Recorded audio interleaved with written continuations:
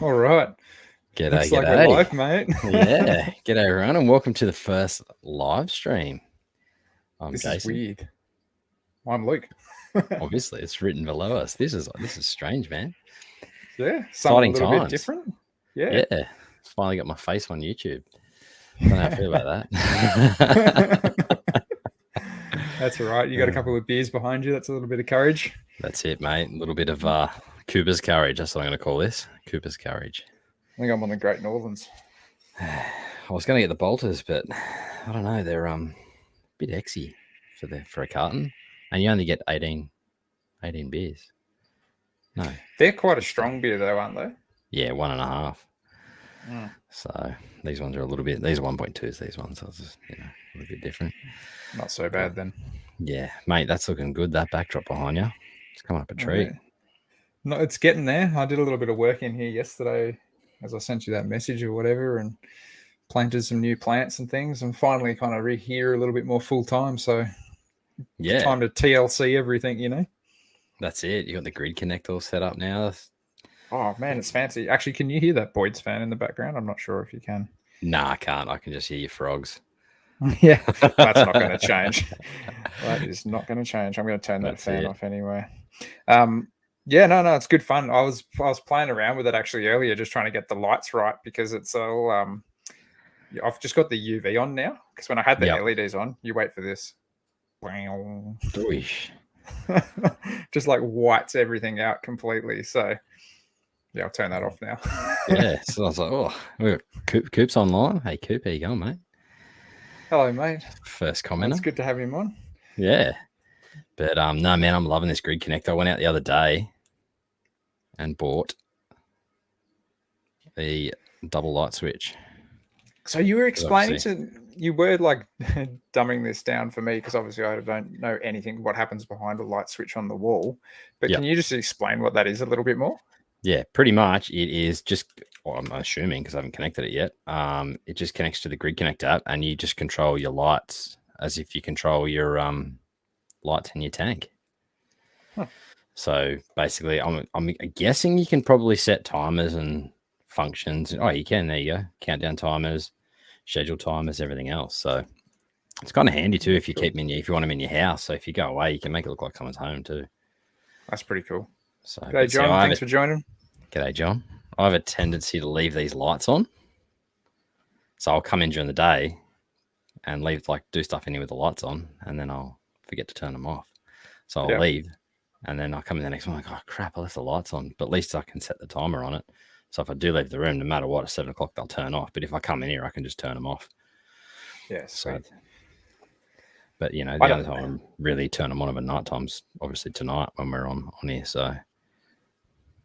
Yeah, it's one of those things. Hey, like I've rarely used the actual ceiling light in this room because there's so much light on in here all the time.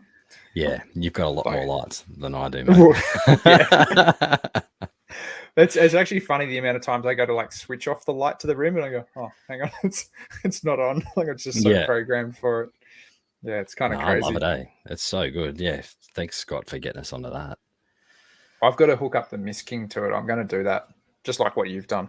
Yeah, it's good. I've just got to set on for a minute every second day, which I find is good. It's enough to I think it's a little bit better, especially in the big enclosure behind me. This one here that you can't really see.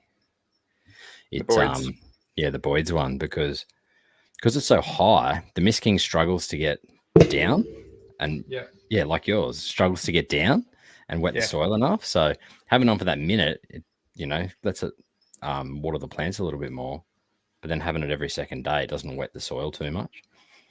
Yeah, I've actually noticed that in my Boyds, it's a little bit dry down the bottom quite often. Yeah. So I find like any of the plants down the bottom, I've actually got a hand mist. Yeah, that's what I was doing as well. I still do. But I found the maidenhair fern. I just couldn't keep the water up to it. Yeah. But so it died off, but it's actually coming back now, starting to grow again. So that's hopefully good. That keeps on going. So just say a quick hello to Jamison and Kieran Wardle as well. Hey guys, thanks for joining the chat. Good to see a few people watching us. Yeah.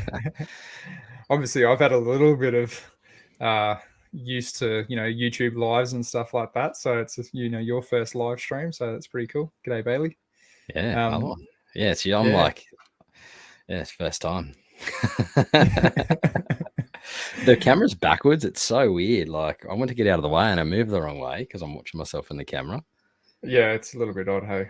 Yeah. So I'm blind. My laptop's down here, but I've dragged everything over up onto the big screen so I can actually see you a little bit easier. Yeah, that's a good idea. I've just got the big screen, so I'll probably get another screen, I think, so I can have two things going at once. So it's dangerous this week, mate. I've got all the controls. Yeah, I know. It's good. Get to sit back and, I mean, I don't have too many controls. I just pretty much hit record and we talk and that's about it. So got the mute button. Practice that on you already. Yep. Geez, that'd be a boring podcast. Me on mute and you just talking to yourself drinking beer. No different to my usual YouTube live streams, mate. Yeah, that's true. Actually, yeah, that'd be boring if it was the other way around. If it was you on mute and then me talking. Yeah.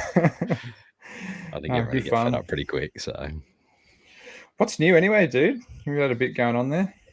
Oh yeah, a little bit. I'm busy again at work, unfortunately. But yeah, so actually that kind of leads me into the question that John asked. So there's nothing in these two tanks at the moment. They're for frogs. I just got to finish them, set them up. But because I'm busy, I haven't had time to set up the tanks for the frogs. So to put it in perspective as well, those have been there for probably the last 4 or 5 weeks at least. 4, I'm going to say. 3 or 4. But yeah, I've got a lot to do. I got a daughter's first birthday party in the weekend, so I've been cleaning the yard up and doing all that, and I've ordered some pond liner for the pond. So now I got to dig a hole, and picked up the filter off you as well. That was good. We'll get into that a little bit later as well, I suppose. Yep.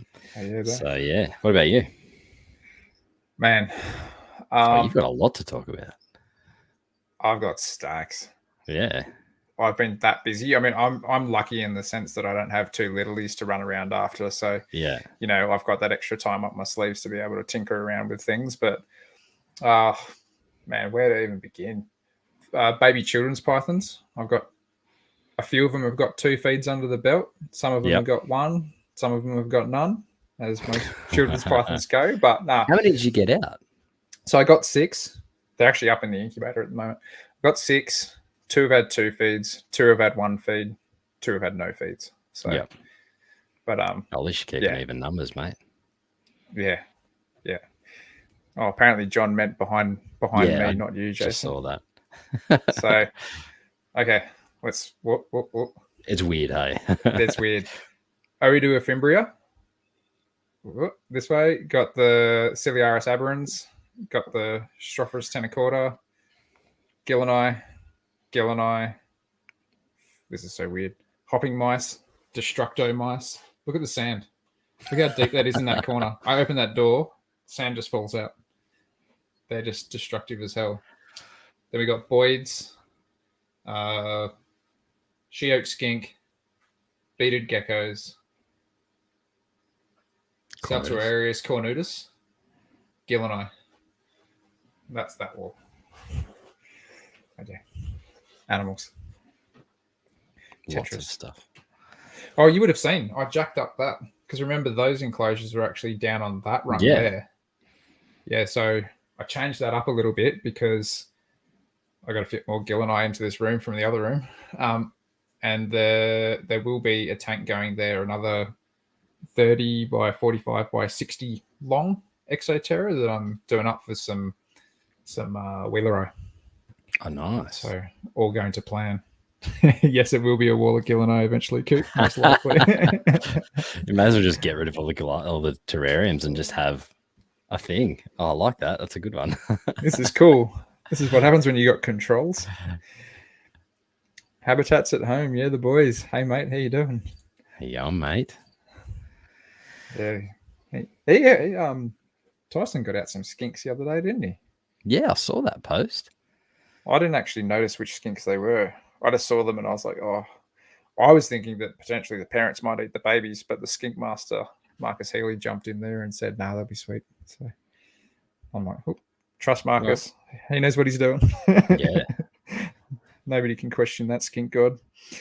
Yeah, no, it's yeah. What were we talking about? Children's pythons. Yeah, pains. Any Got update bitten on your that many greens? times. How's she looking? She's good.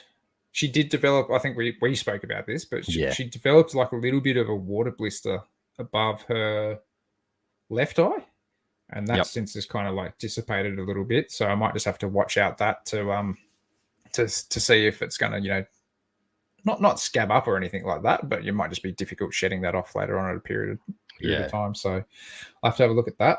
How many days am I in now? I think I wrote it down here. Day 19 today, maternal incubation. So I actually you managed to see the eggs. Yeah, they're looking good still. Yeah, like, so nice she got off them maybe probably about 12 days ago now. Yep. Went for a drink. So Yep. I was actually able to see all underneath her and make sure that she didn't have anything that looked like any obvious lumps or anything like that in there. Yep. So yeah, got away seeing that. And I counted at least 8. And there's possibly 9 or 10 there because you know how they sometimes have bundled some down at the stuff. bottom. Yeah. So eyes on 8. Man, if I was to hatch even 6 or 3 or 1 green tree python, I'd be just seeing that yellow head popping out of those green coils. Yeah, man. That's what I'm aiming for. And you know, like I was talking to Matty Somerville and stuff like that, and he's like, "Man, mums know best. You know, they know what they're doing. You know." And I felt when I made that video, I was like, I'm just rushing around here trying to get these eggs off her, and I'm like, that's just my natural instinct, but I don't think I need to. You know, she knows what she's doing. And still, it's like that's something cool. I reckon maternal. That's something I've never done, but I'd love to try. I mean, I've hatched like gecko eggs in enclosures. It's not really maternal incubation, but you know, I'd love to do it with some green tree pythons and roughies. Yeah, it's something that like I've always wanted to do it, and funnily enough, I've always wanted to do it with greens. I didn't plan for it to be my first time doing maternal though with greens. Yeah, slightly shit scared, but you know, these things happen. Actually, funnily enough, I finally hung up that Morelia Python radio calendar that I got last year. This one? Yeah. The 2021? Yeah. Go to November there, mate. Oh, I wonder who's in November. Let's see. Let's just flip to November. Oh, geez, look at that. Stunning looking diamond python there. Oh, so man, this has tripped me out. Unlike yours, mine is no longer pure. I actually wrote down the date that I got those eggs laid on this calendar, and I wrote down the ETA hatch date or rough hatch date as well. Because you know what, like as much as it'd be cool to kind of have that as a pure calendar. Not only is it's my own calendar anyway, and I've got my own snake in there, but my green tree python should hopefully be hatching in the same month as my own snake. That'd be the awesome. Calendar. So that's pretty cool. Would that be? Yeah. No, I'm gonna write. I've got the guess when we have guess written down in here, so I can keep track of it. That's not a bad idea. So I was going to do that with above the computer, and I'll do that with Ross's one once we go into next year. So, I don't know where I put that. It's inside mine here. But if you haven't already, go out and grab a copy of this calendar. Well, this is really trippy. It's even worse when you got 2 screens. Yep. Yeah, guys, go and make sure you grab one of these copies of this calendar from Ross McGibbon. Awesome stuff. And he luckily, Jason and I were pretty lucky. We got a copy sent to us and signed and all sorts. Hey. Yeah. Yeah. No, I've got because I've got one, obviously the signed one, but I bought one as well to help contribute to the good cause. So, these two. I forgot about these bad boys. Got some stickers. Yeah, they're awesome. So you'll have to get some made up with your logo. They turned out good, eh? Yeah.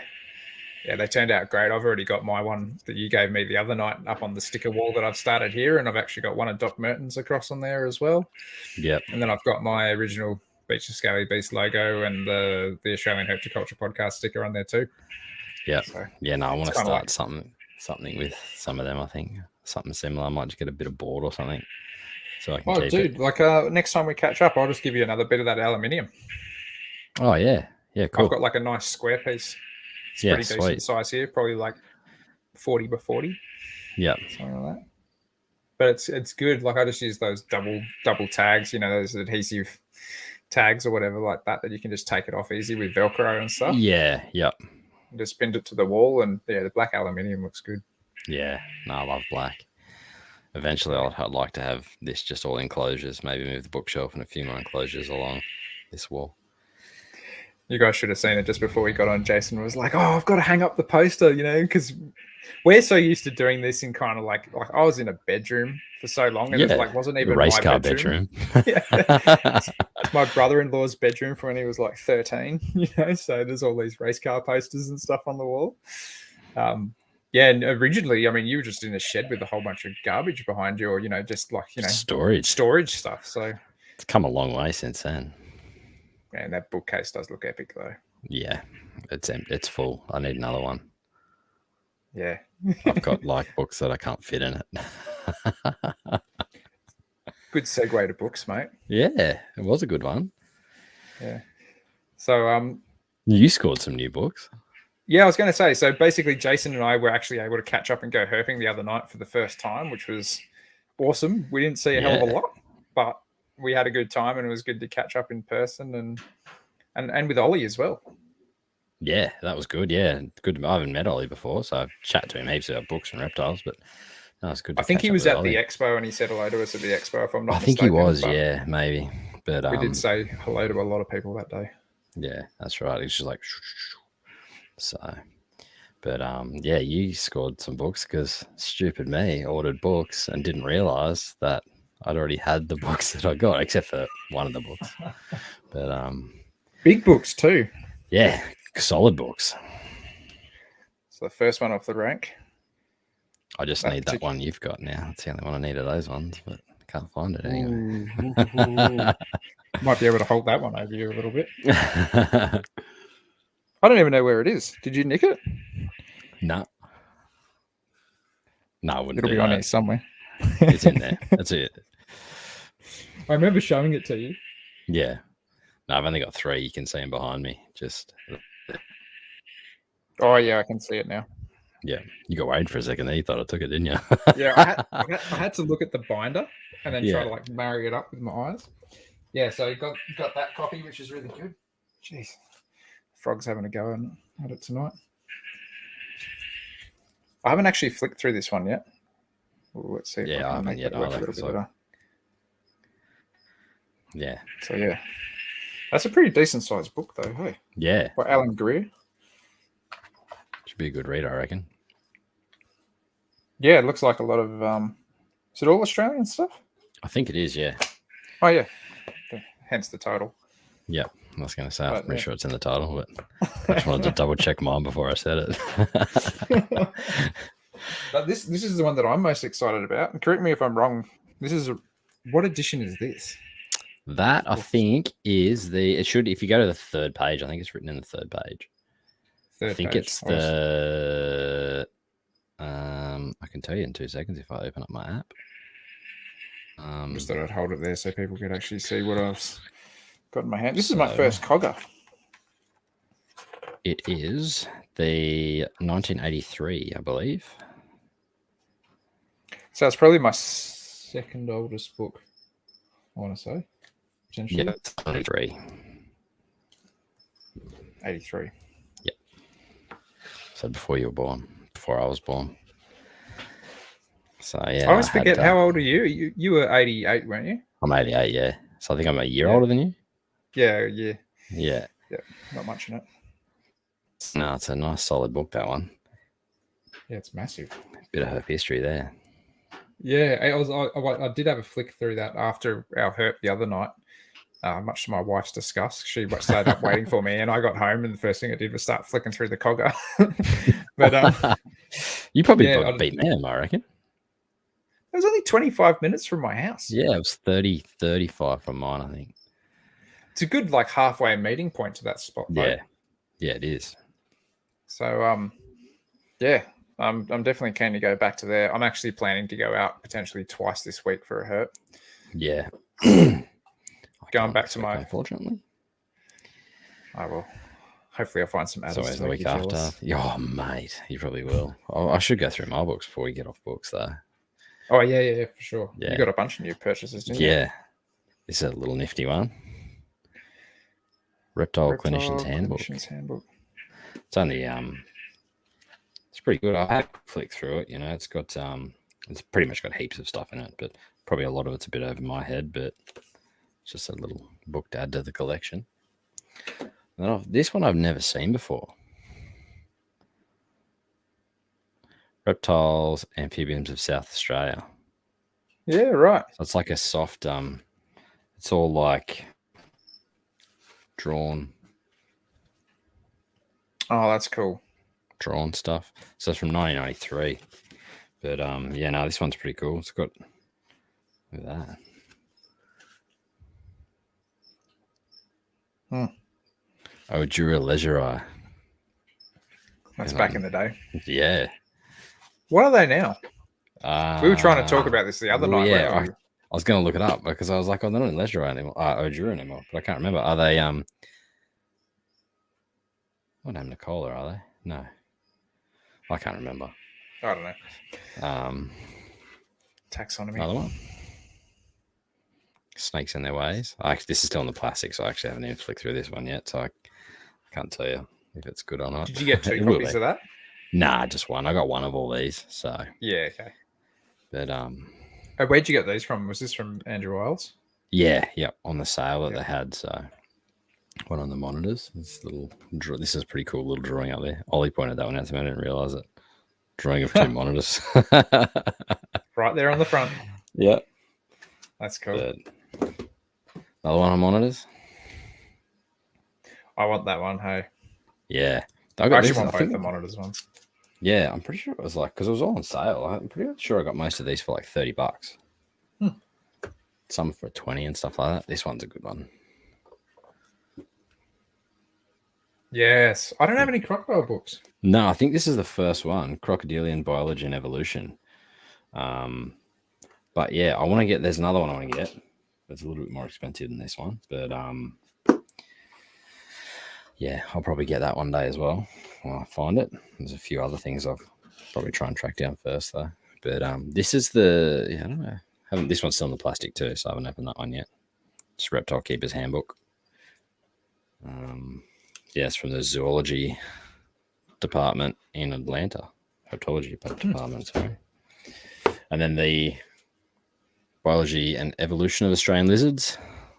That's cool. That's similar to the one that you got, the snake one, because I ordered 2 of them accidentally. Not realizing I'd already ordered it.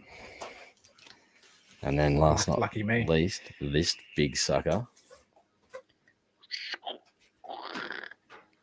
That's massive. That looks like a really solid book, hey? Yeah, I'm actually keen to give this one a read. This is probably the next one I read, I think. So, but yeah, that was half price on. I can't remember what it was. Booktopia? No, maybe it was Book Depository or something like that. I think I saw that on Andrew Wiles, and I want to say that was like 180. Yeah, like yeah, I got it for like half price. So as soon as I saw it posted on one of the Facebook groups, as soon as I saw it was half price, I was like, I've got to get that, because I remember eyeing it off, going, I don't know if I can justify that for that book. And then half price comes and I'm on it. So. So I'm just going to go through these comments quickly here, because it looks like there's a little bit of stuff going on in the chat. So it was Saxatilis was what Doc Merton bred.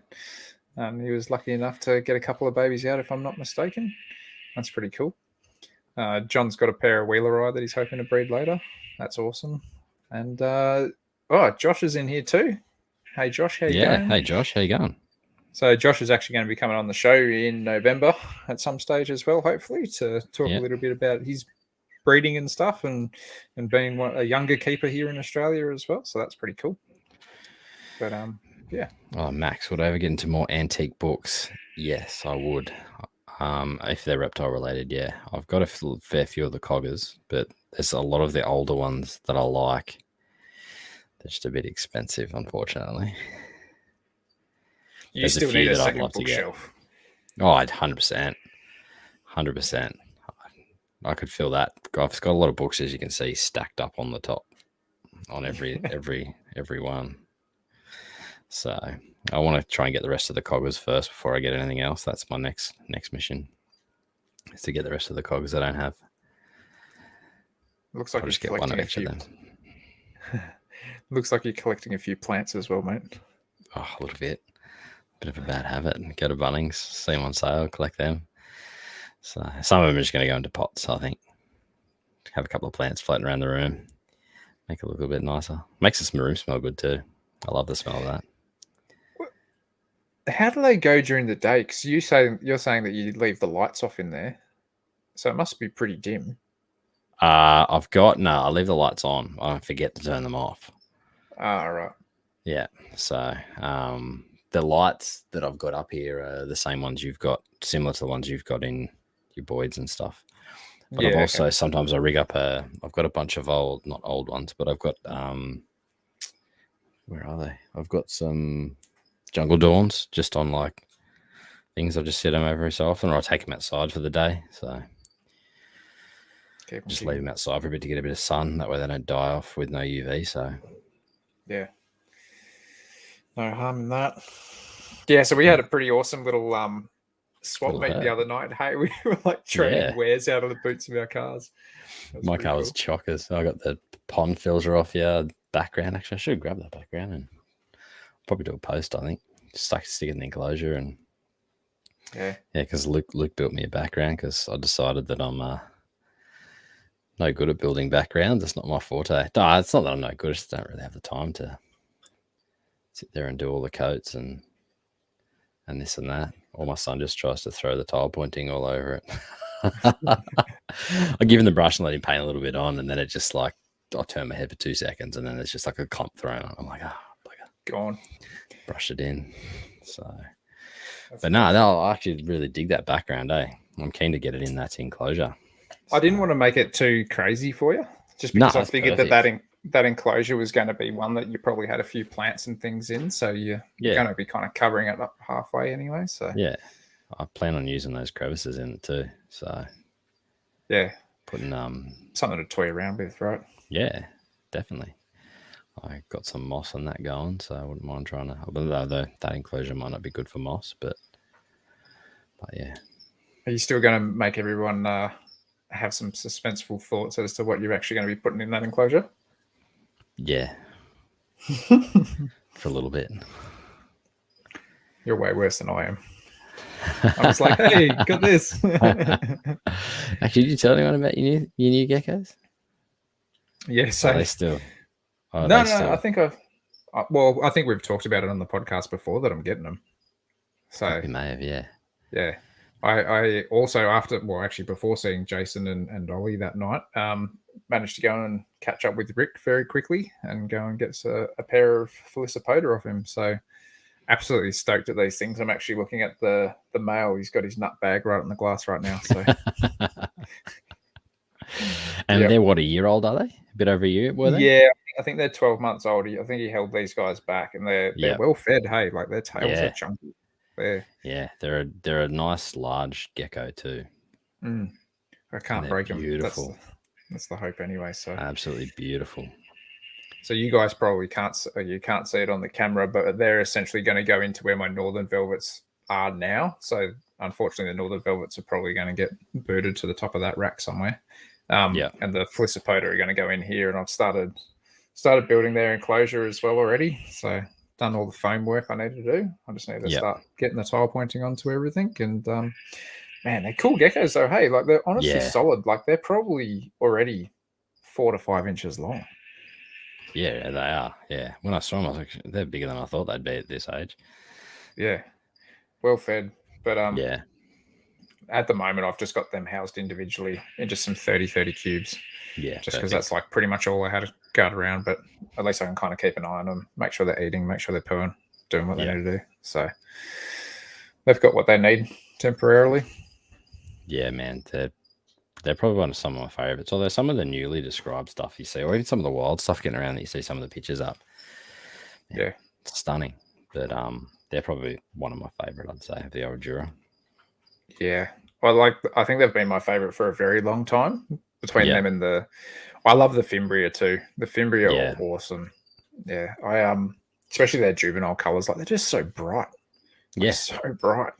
Some of the juvenile colors are better than the adult colors, I reckon. 100%. Even the Castanewi, the Northern Velvets, I think their juvenile colors with those, they're so dark, and then they've just got those light yellowy cream bands. They're awesome as a juvenile. Yeah, good stuff. But no, I'll tell you what, I enjoyed that herp though. It was good just to get out, eh? Yeah, good to see something different. Yeah. What did we end up seeing? It's pretty much just frogs. Just frogs, pretty much, and then a dead on the road adder that we thought was that was heartbreak. I got so excited. Yeah, we were about to do the happy adder dance essentially, and then that was a stunning adder though. I've never seen one that color. Man, that was absolutely beautiful. I've still yet to go through my pictures. So at my local spot, you pretty much get grey or red, and there's no sort of like medium, So that one was kind of like this weird kind of reddy brown, sort of color. Like it was a bit weird. Yeah, but it was stunning. Yeah, and when I saw it, I could see, because I couldn't see when we got close. I couldn't see its head, so I still thought it was alive. It was just hiding its head, but you were on the other side and you could see. Yeah, obviously being hit by a car, I think. Yep. Unfortunately. Yeah, it must have been relatively fresh, I'd say, because it wasn't like there wasn't many ants around it or anything. So no, and might have been a couple of hours old, I reckon. And the liquid that came out of it was still pretty runny. So yeah. Unfortunately, the thing had been pretty well belted. Yeah. But no, what else did we get? We got some sedge frogs. Yep. Got here parents. Yeah. We got rocket frogs and striped marsh frogs. Yep. Giant burrowing frogs. Yep. And one other one.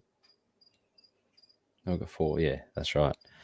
Which was good because I hadn't seen any of those ones. But then, when was it? On the Sunday, cleaning up the yard, I pretty much found all of them under because we had a couple of cardboard boxes stacked that I needed to take to the tip and stuff. Rubbish I needed to take the tip, so I was loaded it all into the trailer, and they were just all. I found some rocket frogs.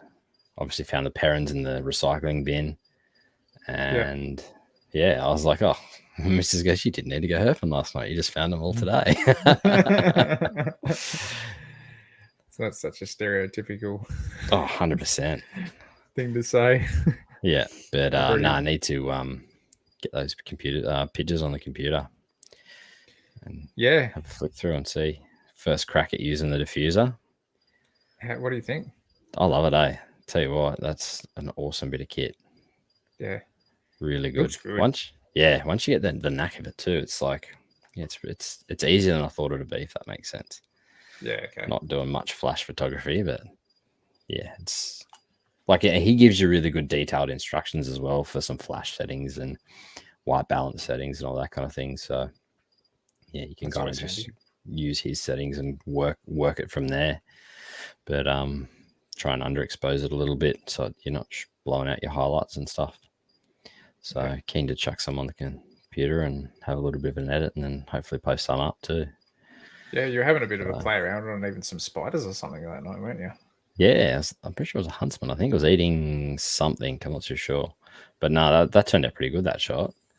Just looking at it on the camera anyway. So like I said, I haven't put it up on the computer yet. So, but no, it's just good to get out. Good solid walk too. Yeah. It was a good walk. Yeah, we were out for a few hours at least. Yeah.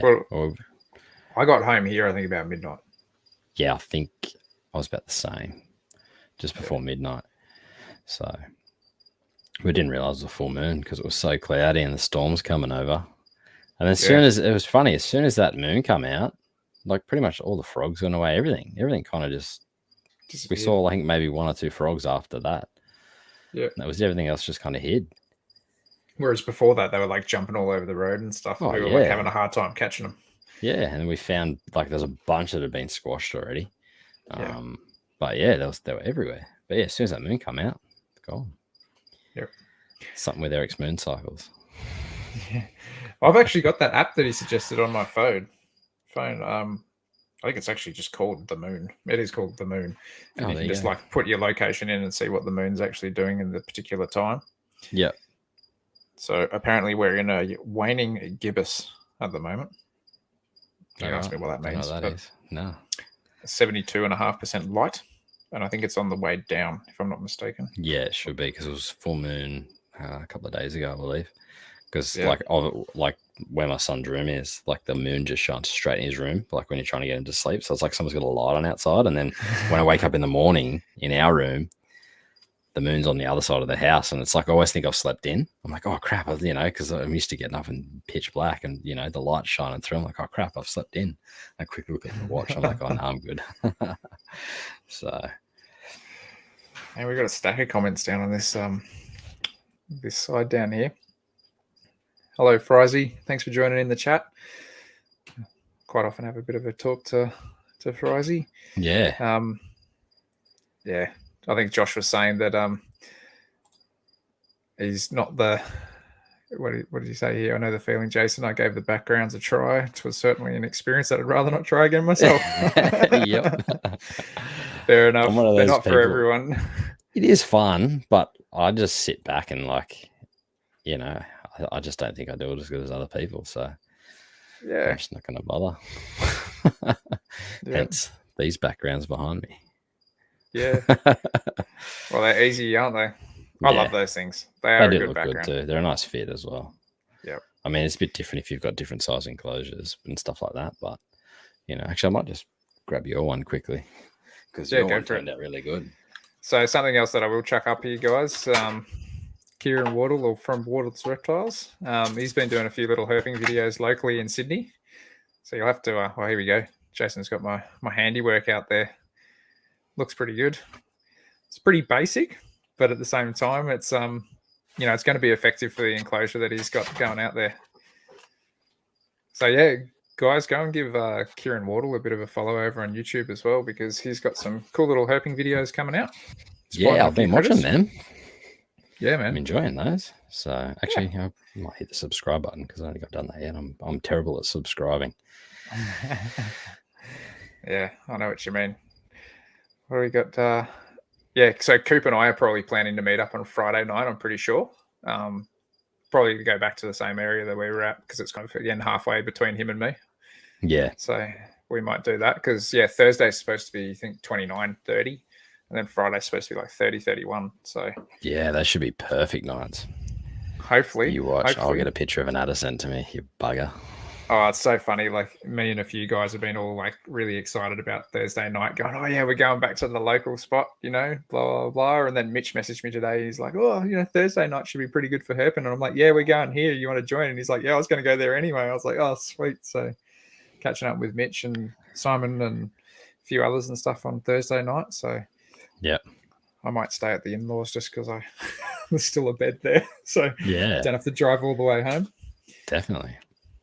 Yeah. But man, tell you what, traffic today. How bad's it getting? Yeah, school's back. Yeah. School's back after lockdown. Man, I had to work at Campbelltown today, so that's a fair hike from my place. Youch. It took me, the other day I went there, I think I got there in an hour 15 from like my freeway exit. Yeah. Where I stopped and get a coffee. But this morning it took me an hour and 45 in the morning. That sucks. I was like 2 hours home, so I got to go back there again tomorrow. That sucks. Yep. Yeah, it was an hour for me to get to Brookvale from here. That's crazy, eh? It's insane. Like usually it's like usually 35, 40. Yeah. So yeah, my trip's gotten longer. No, that was part of the reason why I was thinking of like moving up to Queensland or something, is to try and get away from that Sydney traffic. But yeah, I don't know. Yeah, I don't know if I'm going to be able to get out of Sydney for a bit. Yeah. Who knows? There's always next time though. Yeah. When the kids are a bit older or something. But I mean, I like where I live, but I just don't like the commute to Sydney. Yeah. So it's a long trek. Yeah. Long trek. Tell you what though, luckily my wife's a travel agent. I was hopping on the internet with her the other day because I struggle with anything on the internet, surprisingly. Yeah. But yeah, it's $260 return tickets to Cairns at the moment. Sounds pretty good. Pretty tempting. Yeah. I'm about to knock Matt and Christy's door down and go, come on. Yeah, let's go. Go and find me all really these animals you keep finding. Yeah, man, I'll be happy just to find one. Yeah, dude. Like, I mean, I'd love the idea of driving up there with you just for like a bit of an adventure, but that's like a 2-day, 3-day hike, you know. Yeah, 100%. You could like, squeeze it into one if 2 people drove, but you'd be belted by the end of it, though. 100% you would be. I can't sleep in a car either. Not a chance. Yeah, neither can I, really. I'm the same. Yeah. And I'd rather drive, too. I'm one of those people that drive everywhere. Me too. So... yeah, I freak out in the passenger seat sometimes. Yeah, it'd be a good trip up, that's for sure. But, you know, fly up nice and quick, hire a car. Yeah, well, I get mates rates for, you know, knowing a travel agent pretty well. So that get some pretty sweet details. Yeah. Yeah. Discounts, rather. But yeah. Yeah. Oh, wow. Nah. Well, we got Cam in the chat. Hello, Cam. Well, there you go.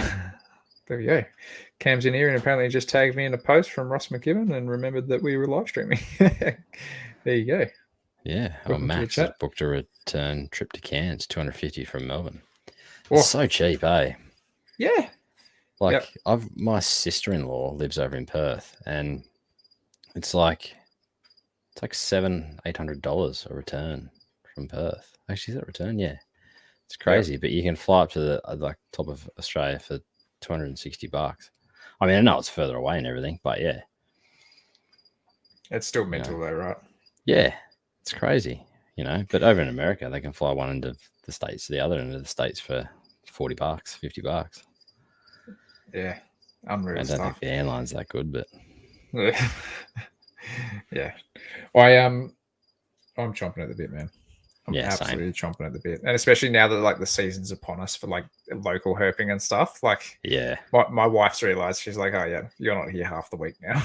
Yeah. I mean, it's all right. Once the kids are down, it's pretty good. So like once they're generally ones are asleep, they're asleep. So if I can get home before 1-ish, it's, you know, I can maybe get that point. Sometimes my son wakes up during the night. It's usually after 1, between 1 and 2, I usually wake up. So you'll probably find that it'll be a little bit easier to maybe for yourself in like a month, just when the sun goes down a little bit later as well. So then you can have a bit more time up your sleeve to put the little ones down and then shoot out.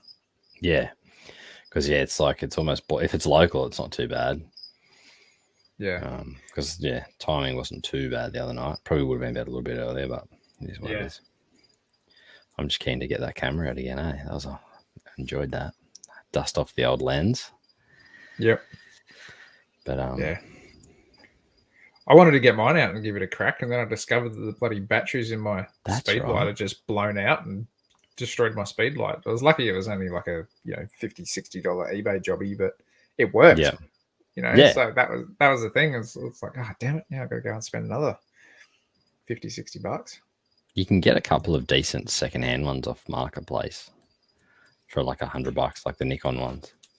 I just don't think I'm that invested. Yeah, no, that's fair enough. You know, like I found that it got me something else. Yeah, I found it got me a decent enough shot, you know, of the stuff that I was getting in the NT. Like it was nothing special, but it was just something for myself, you know, more than anything. Yeah. Something a bit better than the camera phone. Yeah. It's just good to, you know, take your own pictures, just remember the stuff. Because that's what I want to do, is basically just want to start my own little catalogue of stuff I've seen, even if the pictures aren't that good. Like, you know, if I've seen it, I've got a picture of it. That's all I want to do, really.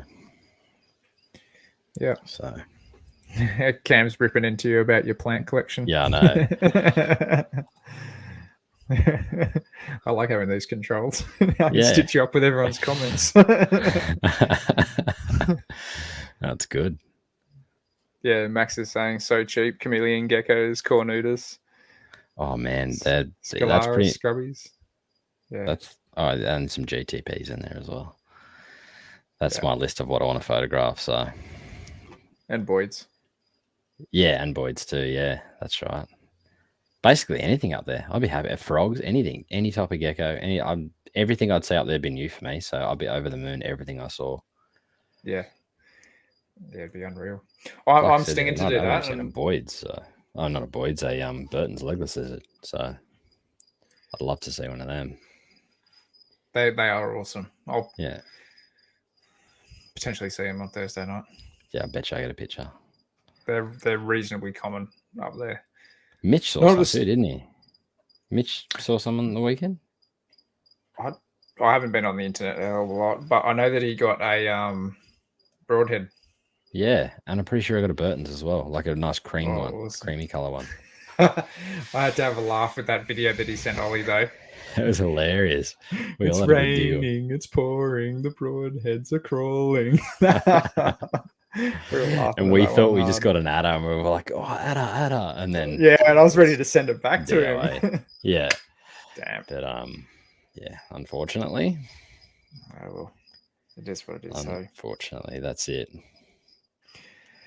So yeah, something else that I've been up to this week, mate, is apart from finishing off your background, I've been starting to finish off a couple of backgrounds for a wheeler eye enclosure and for another Gillen's enclosure, but I'm using your kind of technique that you were talking about in one of the earlier podcasts that we did, where you just used the Exoterra background and just went straight over it with a tile pointing.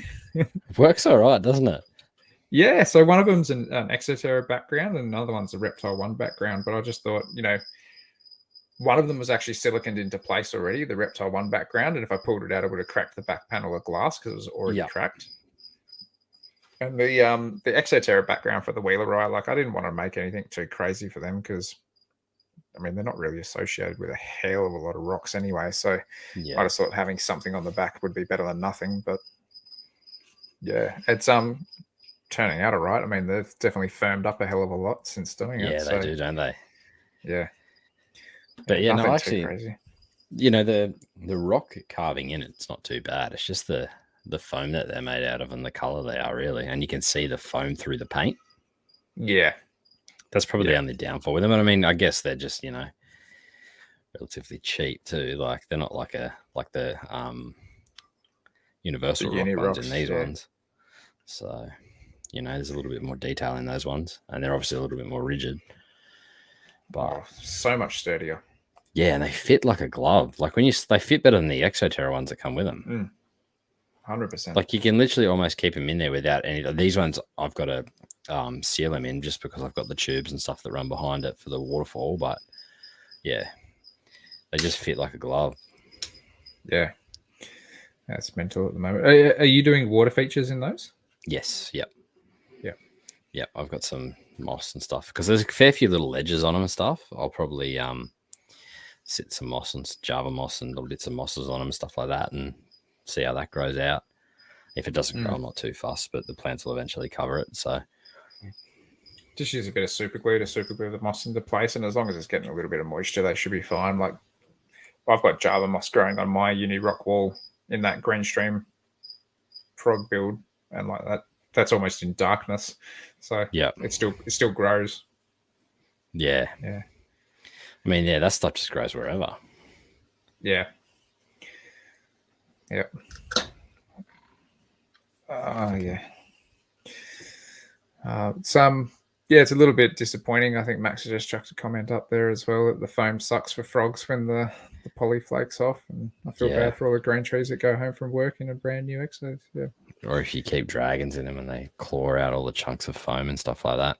Oh man, you should have seen two of these Exoterras that I got. They were this.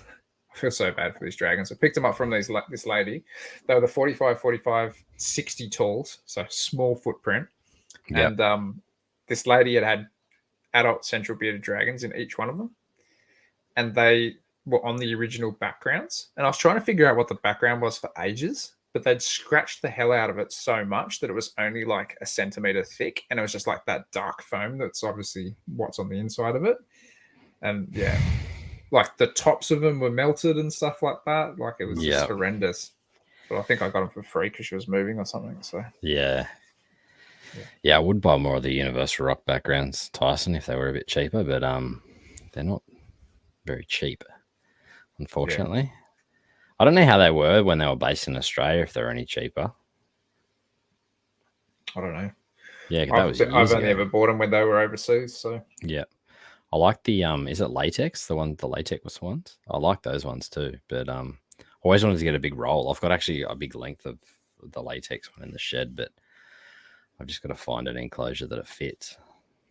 I want to get a latex one for the hopping mice.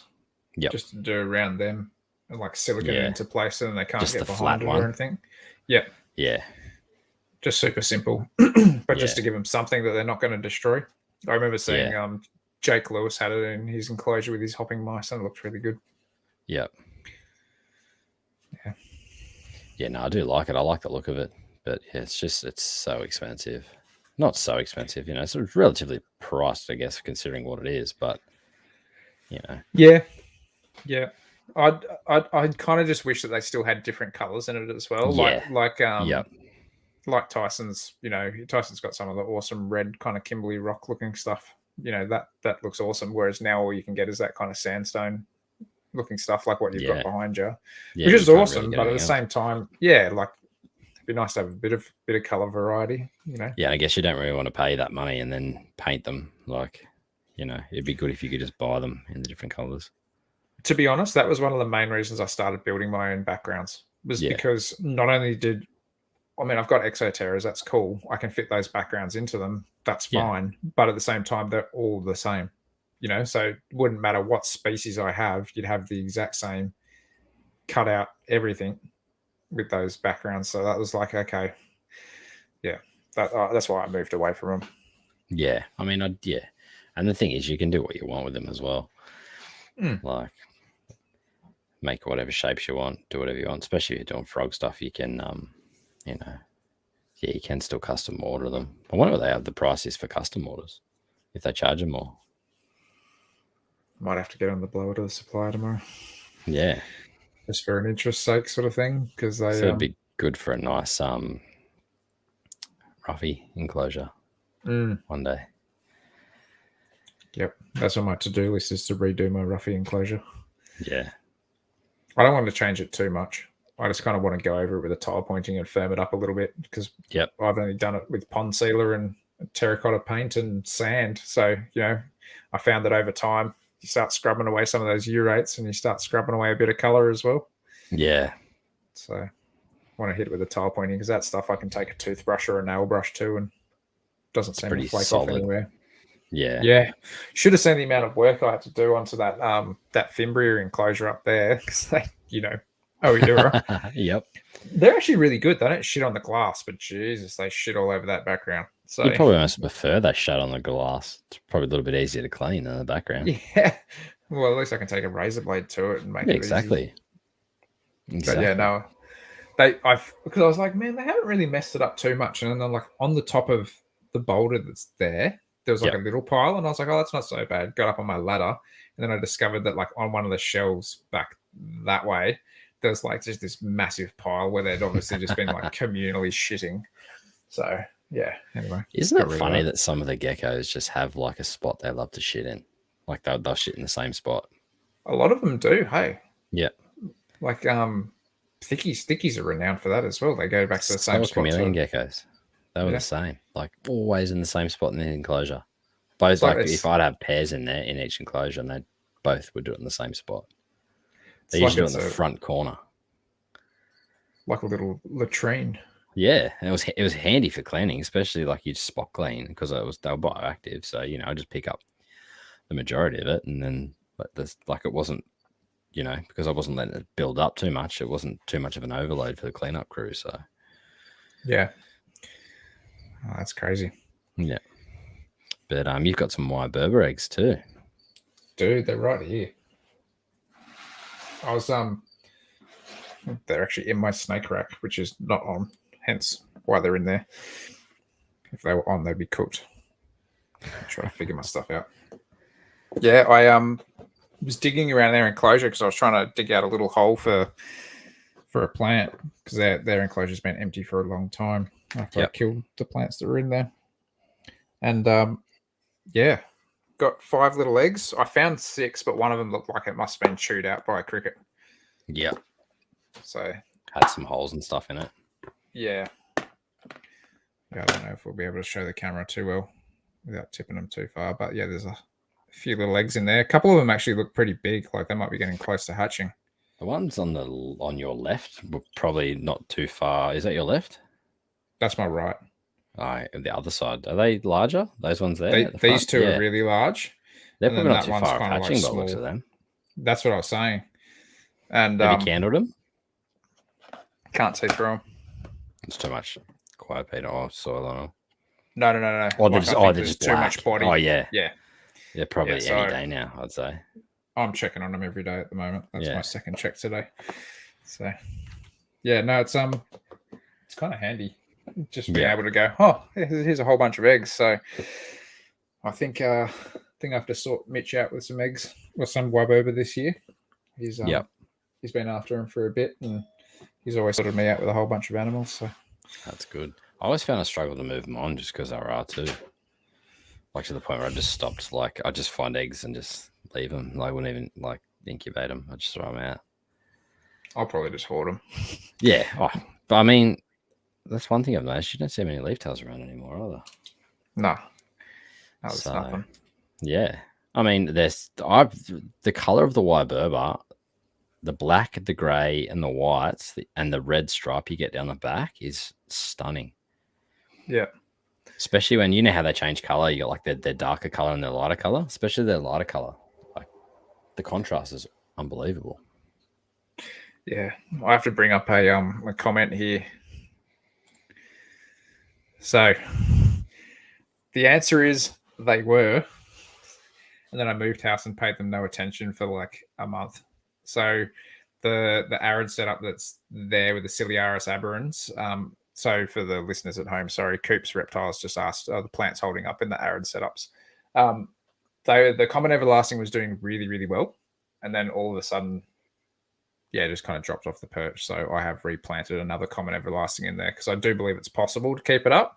I don't know if those mushrooms that were coming up were affecting it somehow, but I had like a whole bunch of those yellow mushrooms coming up.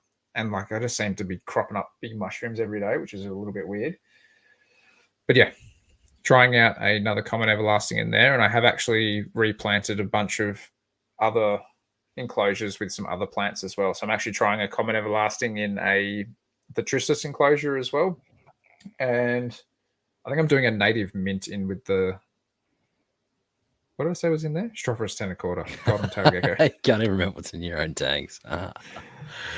That's gold. But you've knocked up some racks too, haven't you? Yeah. Hatchies and finally all the animals are here. I'm done. The only other animals that I have that I need to move are those turtles to come to you when you get around to your pond. On the way.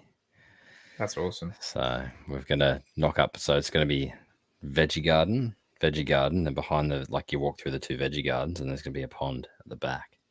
Oh, cool. So. Oh, give me a yell if you need a second pair of hands and on a shovel or something like that. And I'll come give you a hand.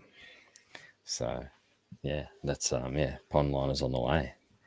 I thought I'd put the pond liner out. So instead of the plastic, I was going to just go similar to what you've got, but I was like, oh no, I might just do the pond liner. I think so.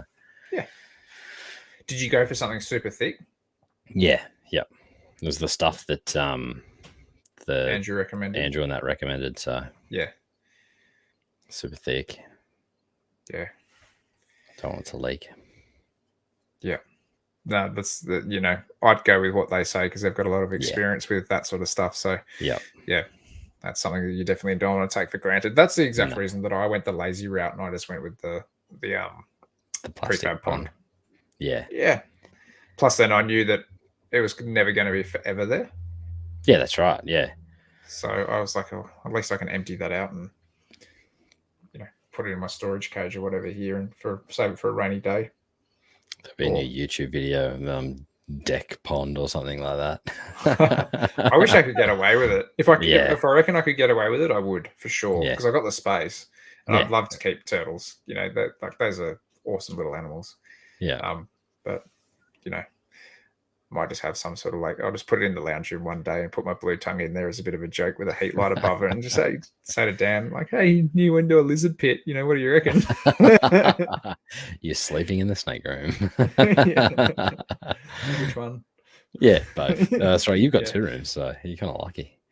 Yeah, it weirds me out because sometimes I forget stuff. So I need to kind of have I reckon I need to have gear in both rooms. Just like simple stuff like feeding tongs and stuff. But because I'll like water animals in here, and then I'll go into the other room, and then I'll go walk back, get my watering can, go to the other room. Just the whole of 5 meters or whatever it is. Yeah, but I end up just doing. I know what you mean. Unit. Yeah. Like, oh crap, left hand there, backwards, forwards, backwards, forwards, backwards, forwards. Yeah. Yeah. Oh, dude, well, I was tinkering around here yesterday. Like, I didn't even leave the apartment, and I racked up 10 or 12,000 steps. Yeah, right. So I was like, I was moving. That's pretty solid. Yeah. Just for walking around your house. Yeah, I think I went out and moved my car, and that was it. But like, yeah, right. Yeah, nothing crazy. But yeah, no, it's time so I can tinker and do some things in here and finish that pond and these enclosures and the other enclosure. And well, especially now we're doing these live videos, you guys are going to have to put the pressure on Jason to get those tanks finished behind him, because I'm sick of staring at them, and this is the first time you guys have seen them. That's right. Oh, at least now you got a sign to stare at as well. At least you got it hung up quickly before we jumped on. Yeah, looks good too. Yeah, shameless plug. Go to the Teespring store, get some merch. Yeah, there you go. You can't buy Yeti coolers from there. You can just buy the stickers. What is a Yeti cooler? Is that just like a brand of cooler? Yeah, the best beer cooler you'll ever have in your life.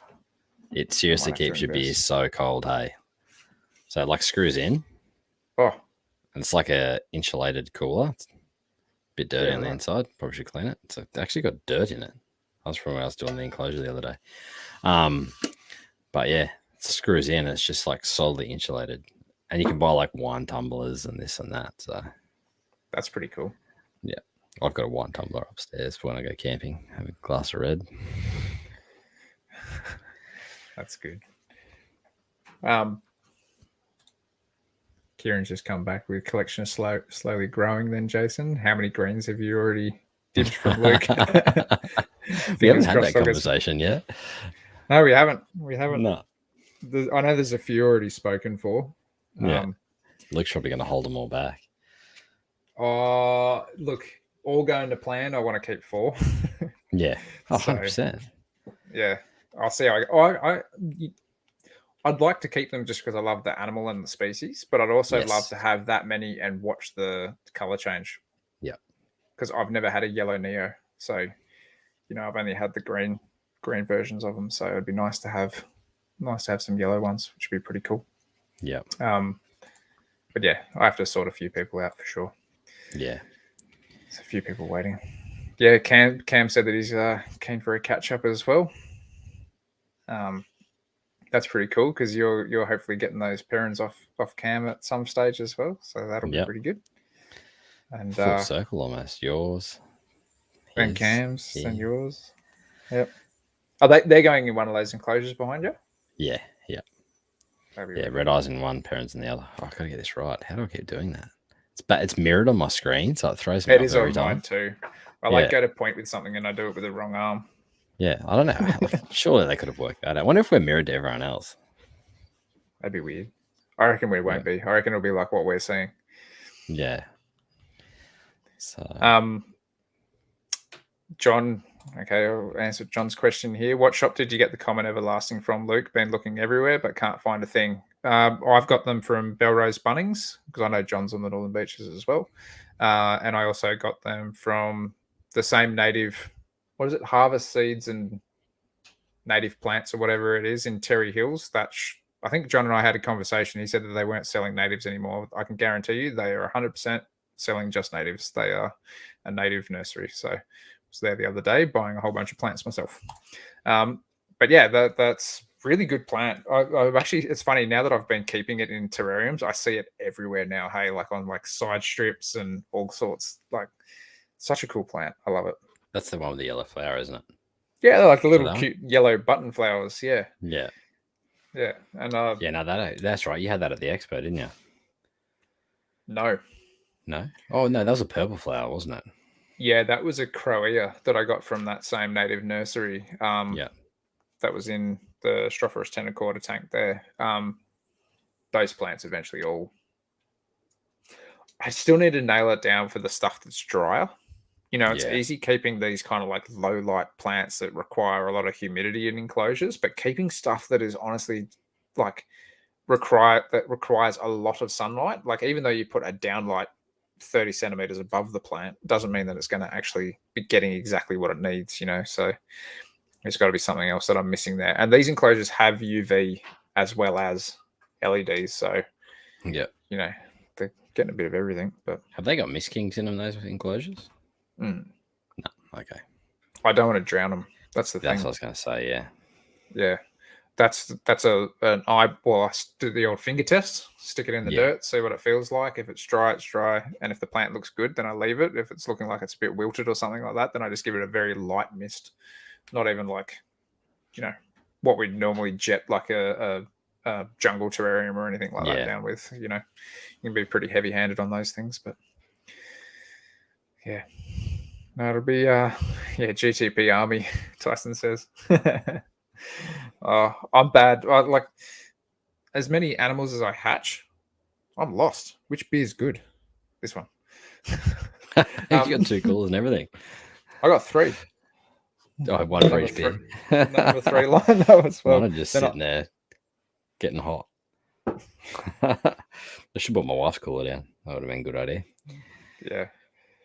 Yeah, it's what were you saying before I got distracted by beer?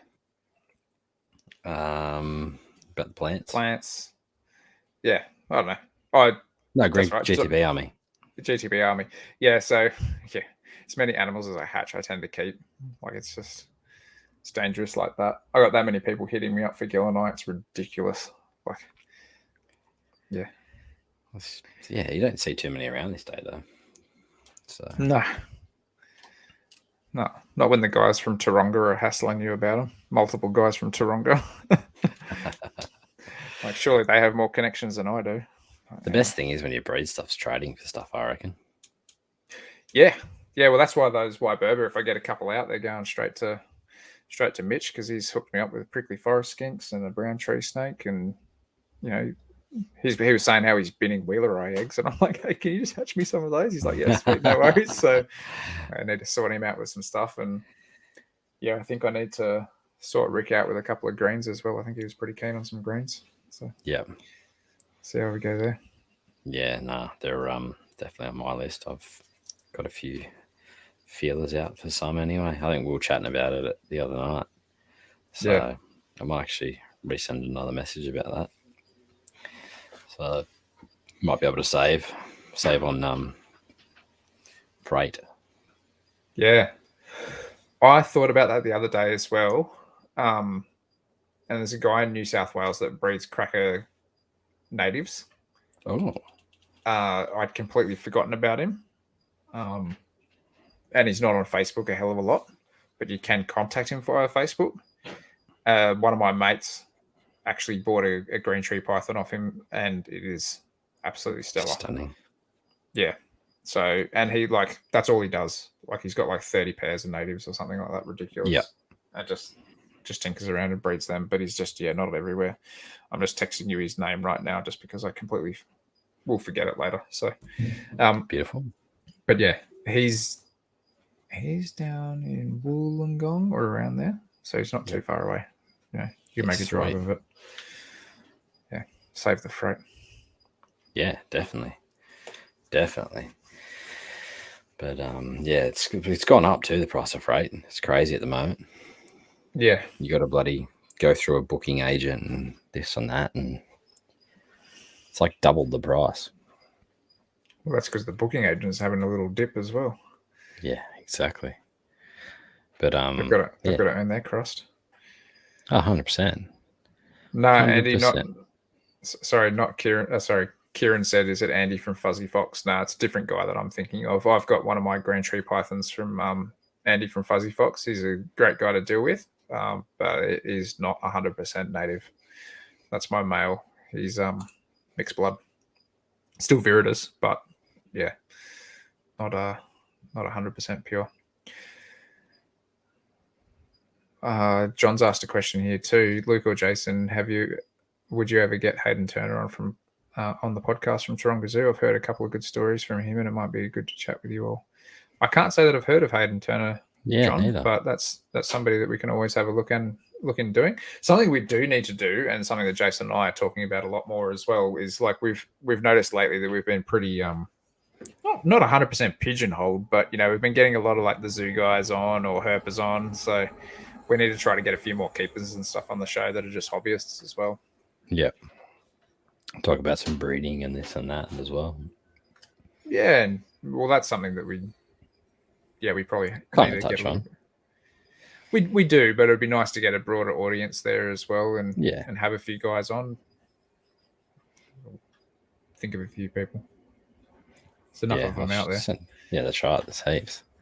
Yeah. So some awesome stuff getting around too. And if you guys ever have any suggestions for anybody that you think might come on the show or whatever, just flick them through to our Facebook page, and we'll have a look at them and see how we go from there. And if things work out.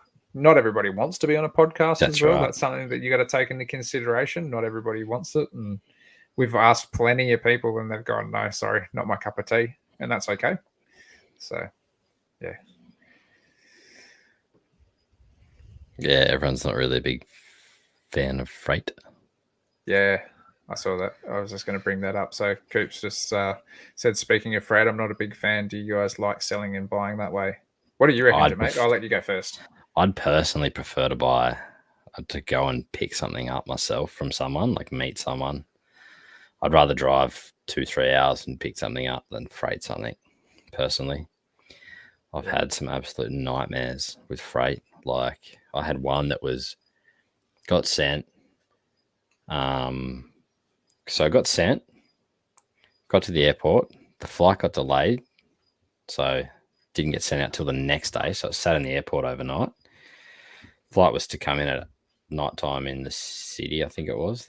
And then drove in, got there. Flight was delayed 4 hours. Wasn't going to come in till like 2 o'clock in the morning. So I was like, I've got to come back for work the next day. So I went home and just picked it up the next day in the morning. So I was essentially in freight for 3 or something days. I'd much rather pick something up locally than freight it.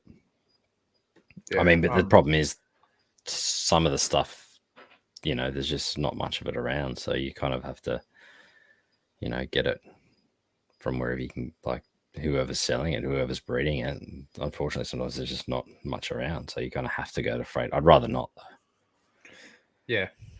I'm 100% the same. I've only ever freighted 2 animals in, and that was the pair of water pythons that I got. And that's simply because I couldn't find them locally for about 18 months and saw the opportunity come up and decided to jump on it. But I like being able to have the animal, not necessarily in my hand, but at least be able to see the animal through a box or something like that. And give that's right.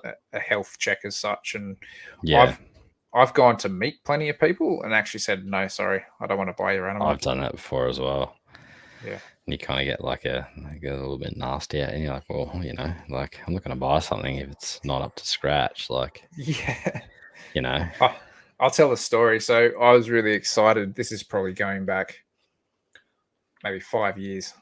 I went up to the Central Coast, and I was meeting up with a guy at his place to buy a pygmy python, and I was so excited. I was like, these things are, at that time they weren't common. They're still not that common, and it was a good price. Went to his place, and he literally just pulled it out of a bag, put it in my hand, and the thing was ice cold.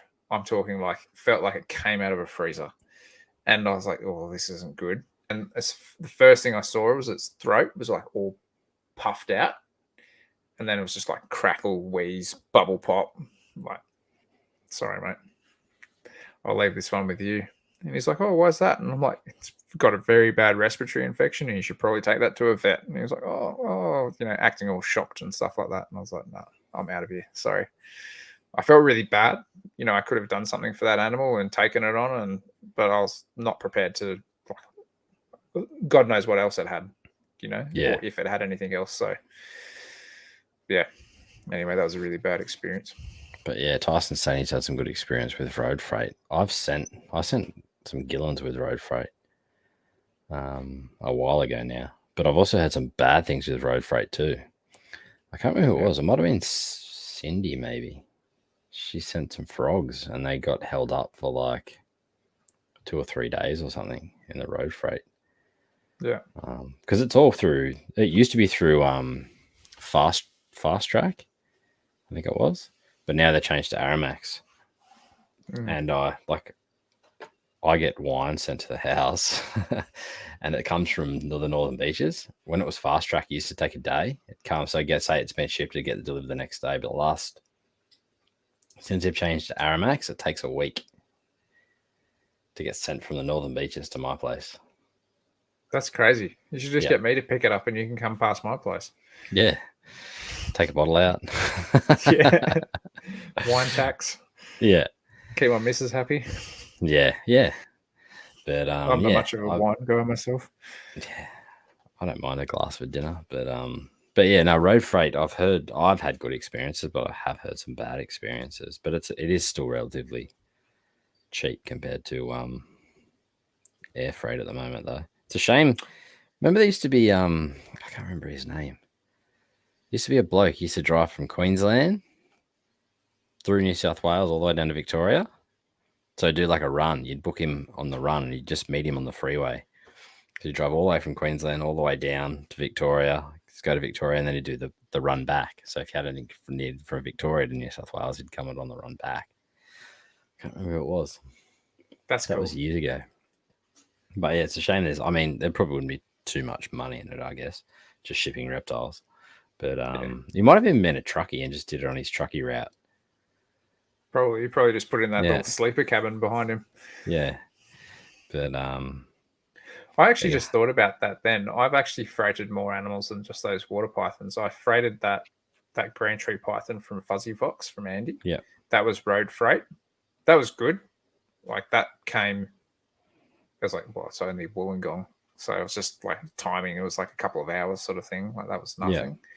And I have freighted frogs from South Australia up to New South Wales as well. Like those red eyes came from South Australia originally.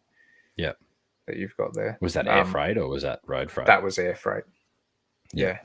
When COVID first came out, though, I did try to freight some frogs again from South Australia, and they arrived dead. And I think that's because they were spraying. I want to say, speculation is anyway, that they were spraying more chemicals in like the luggage compartments and things, or wherever the freight was kept. So potentially there was something involved there. Yeah, who knows? But yeah, other than that, like I had flawless success rates with Corey. So yeah, I just don't like the delays. You got to wait at the airport. They were to door. He'd organised from a courier from the airport as well to your door. Yeah, that's good then. Yeah, so yeah, because sometimes they say the flight gets in at, say it's like 4:00. You get there at 4:30, and then they're like, "Oh no, it's not ready yet." You hang around for another half an hour. It's still not ready yet. 45 minutes later, still not ready. Hour later, oh yeah, it should be here soon. And then you're waiting there for hours, and then it's there. It's like, where was it the whole time? Like, it's not far from the plane to the depot. We pick it up, but sometimes I think they just like to play with people because they always ask you what it is. Oh, what is it? And you say, oh, like lizard or something like that. I think they just think, oh, we'll just play with this bloke and make him wait. Yeah. They're probably not getting paid enough, so. 100%. It's like a lot of those kind of jobs, really. Yeah. I mean, I like Rick's Freight. Rick's Freight's awesome. What's that? Come and pick it up. No, he's one of the only other ones that, again, I'm still just kind of remembering all these things as they come, but he's got an old mate that just drives down to Sydney every day pretty much for work. So he just comes down in his ute and drops them off. You just throw him $50 or something like that and he's on his way. I can't remember what it is. That's good. Yeah. Saves me driving up there half the time, although I'm only around the corner from him now. So yeah. Not too bad. Probably take you quicker to get there than it would to get to work. Does now. Yep. Yeah. Yeah. We were chatting the other day. I've got to go back and have an actual visit with him. But yeah, we'll see. Yeah, what else did we have on the cards for tonight, mate? There was a few stuff. Yeah. Did we even touch on the snake racks? I mentioned it, but that was about it. Yeah, so I finally got all the animals up here and I've actually built a snake rack that's in the wardrobe next to me now. So 27 tubs it holds. Hopefully that keeps babies at bay. Yeah. And contained. But you got anything else? Just the greens and the children's? Greens, Children's, and I dare say if I get Wheeler off Mitch, then they're probably going to be pretty young. So I'll probably just pop them into there for, getting them established. Yeah, perfect size. I was even thinking about putting the beaded geckos in there, hey, because they're in that little one, that little tub there, or that little enclosure there. And whilst that enclosure is really cool, I don't know. I just feel like they might be able to nail food a little bit easier and stuff like that in some smaller enclosures. Yeah. So I think that's a little bit too intricate for them sometimes. Yeah. Yes, Tyson. Yes. Tyson's just given this message here saying, "Do I still need the 80-liter Bell's tubs?" I need one, definitely. But if you happen to know someone that's got two, or if you happen to have two, I'd be glad to have a spare in case I snap another one.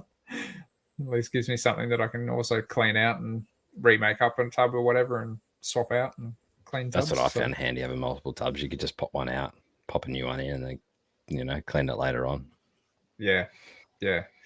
I'd see some of my snakes that are housed together, I like to separate them during feeding. So I have like spare tubs and stuff getting around. So something like even just having that spare tub there during feed days or whatever just means I can just chuck a snake in there and not have to worry about it. It's one less tub on the ground. Because I tend to kind of keep them apart for several hours after they've eaten as well, just to really make sure that's kind of legend. Thank you, Tyson. So I tend to kind of separate them and do that. But at the same time, I definitely wanted to have a spare hole in that rack just for when we do get those belting hot days or real rainy days come through, and I can go and pull the lizards out of that pit out off the balcony and give them somewhere safe and dry. Yeah. No, that's a good idea. Did you put wheels on that? You should put wheels on the pit. I put it a bit hard, actually. I'm still considering it. Hey, I'd like to be able to put something on the bottom. Yeah, even a bit of ply and just some trolley wheels. Yeah, even just like doing that, and then having a that like really solid mesh that's like, I want to say it's like 3 or 4 mil thick, like it's like proper bar mesh, and just have that over a few patches, so then there's plenty of room for drainage if needed. That'd be a good idea too. But yeah, I have been considering that a lot lately, and it would be reasonably easy to do. Like it'd be a bit of a pain in the bum, but it'd be easy enough that I could do it. Yeah, it shouldn't be too much of an issue. Then you but can yes, wheel it around and whatever. So yeah, maybe I just wouldn't put as much rock work back into it. You're pretty heavy. It's not all right too. Yeah, I'm stoked with it. Hey, the lizards love it. The Bluey and the Cunninghams are always up on those granite rocks, just sunbathing out there. I love going out and seeing them. But yeah, it would be handy to have it on wheels, just so I could do that during those warmer days or something like that. I can just push it around to shade or something. Rather than pulling everything apart and getting them out. So something one side of your deck doesn't get as much sun, does it? The train line side, is that right? Yeah. So that's pretty shady, but I don't think I'd be able to push it down there because there's like a barbecue and a bench and table and stuff that's down in that kind of like where it kind of gets narrow. That's your wife's corner of the courtyard, not yours. This courtyard's more her than me anyway. So we got a whole bunch of plants and stuff in there. I think she's getting into gardening a little bit. So nice. Trying to share some sort of like passion for something as well. She's funny though. She comes in here and like she sees the reptiles hell of a lot more now as well, and she's like, "Oh, I like it. You're just there. You're not in a garage. I can still talk to you from wherever I am, sort of thing." So that's pretty handy.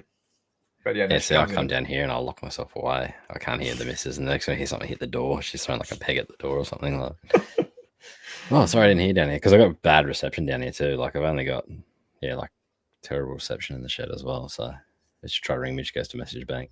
It was good before we had kids because I could just come and hide down here. But, she's chasing you for a hand. Yeah, or something's going on.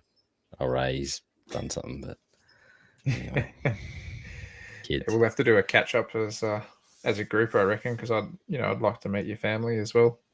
Yeah, hear about them a lot, but haven't met them yet. Now we've hit the 80%. We can do a few more things. It's good. Yeah. It should be good fun. I You've met my wife, didn't you? Yeah, you met her when you came to Yes. put the fans in. Yeah. Yeah. Brief one. But yeah. No, it's crazy, hey. Crazy world that Yeah. we're living in at the moment. Oh, no, it was good to get out on Saturday night though. That was unreal. Yeah. I love Just that. Like I was yeah. so excited to come out and just go somewhere different and finally get to catch up with you again in person as well. Yeah. Kind of All I last get is minute destination change. That was good. well, that's all right. That was Rick's suggestion, wasn't it? Yeah, it probably worked out for a bit better too, I reckon. Yeah, I mean, I would have liked to have known how the coin went on the other side as well, though. Like, it would have been nice to see what was there.